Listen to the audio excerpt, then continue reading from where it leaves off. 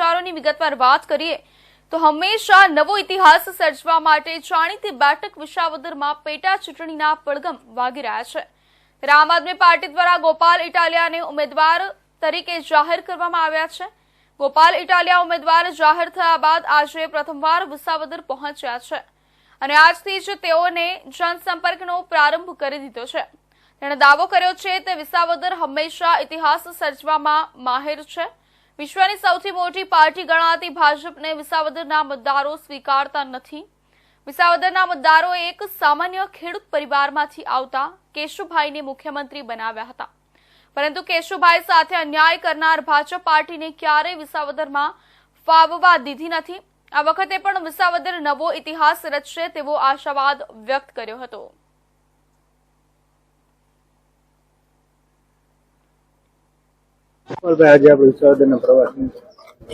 વિસાવદર, ભેસાણ અને જુનાગઢ ગ્રામ્ય મત વિસ્તારના આમ આદમી પાર્ટીના પેટા ચૂંટણીના ઉમેદવાર તરીકે મને જાહેર કર્યા પછી પહેલી વખત આજે હું આ પંથકમાં અને એમાંય વિસાવદરથી જનસંપર્કની શરૂઆત કરી છે।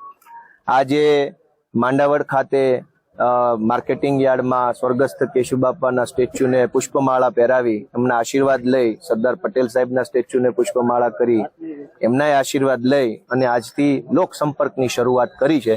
હવે પછીથી તમામ ગામમાં આગેવાનોને, અમારા કાર્યકર્તાઓને, ખેડૂત આગેવાનોને, સૌ લોકોને મળી આ પંથકની અંદર ખેડૂતોના મનમાં શું સમસ્યા છે, અલગ અલગ ગામની શું સમસ્યા છે, અલગ અલગ સમાજની શું સમસ્યા છે, યુવાનોની શું સમસ્યા, આ બધું જાણવાનો, શું કરી શકાય સારું કામ, કેવી રીતે કરી શકાય, આ બધી જ વસ્તુ, કેમ કે હું કોઈ મહાજ્ઞાની માણસ નથી, પણ લોકો પાસેથી જાણીશું, શીખીશું, ખેડૂતો મારું ઘડતર કરશે, મને કંઈક શીખવાડશે, સમજાવશે અને એમ બધા હારે મળી આ પંથકનું ભલું થાય અને કેશુબાપા પટેલે જે સપનું, જે રસ્તો આ વિધાનસભાના માધ્યમથી ગુજરાતમાં બનાવ્યો છે એ રસ્તા ઉપર ચાલવાની અમે કોશિશ કરશું।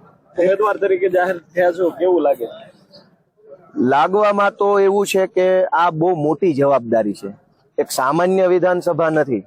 આ વિધાનસભાનું નામ મોટા મોટા મહાપુરુષો સાથે જોડાયેલ છે। અગાઉ અહીંયા જે ધારાસભ્યો રહી ચૂક્યા છે એ ખેડૂતોના દિગ્ગજ નેતાઓ કેશુબાપા છે, બધા મોટા મોટા આગેવાનો આ વિધાનસભાથી રહી ચૂક્યા છે। ચીલા ચાલુ વિધાનસભા હોય તો વાત અલગ હતી, એટલે આ એક મોટી જવાબદારી છે। એટલે જરાક પેલું જીપીએસસી નું ઇન્ટરવ્યુ આપવા જતા હોય માણસ કેમ અંદરથી નર્વસ હોય, શું પૂછશે એમ જરાક નર્વસનેસ આવે, સ્વાભાવિક છે, કેમ કે ચૂંટણી છે, હું ચૂંટણી લડેલો માણસ છું, ચૂંટણી લડાવેલી છે, એ બધું જ મેં જોઈ લીધું છે, છતાંય કેશુબાપાના પગલામાં પગ મૂકવાનો છે એટલે જરાક એ અંદરથી આપણને થોડુંક એમ આમ ગર્વ થાય અને જરાક ચિંતા થાય કે આપણાથી આ કામ થશે, આવડું મોટું પગલું કેશુબાપાનું છે, એમાં મારી જેવા ઝીણા માણસનો પગ, તો બધાને હારે રાખીને, બધાનું માર્ગદર્શન લઈને, બધાના આશીર્વાદ લઈને મને એમ લાગે છે કે આ કાર્યને ભગવાન સફળ બનાવશે। લોકોમાં એવું ચર્ચાય છે કે એકવાર આમ આદમી પાર્ટી પર ભરોસો કર્યો તો હવે લોકો નહીં કરે, હવે ગોપાલ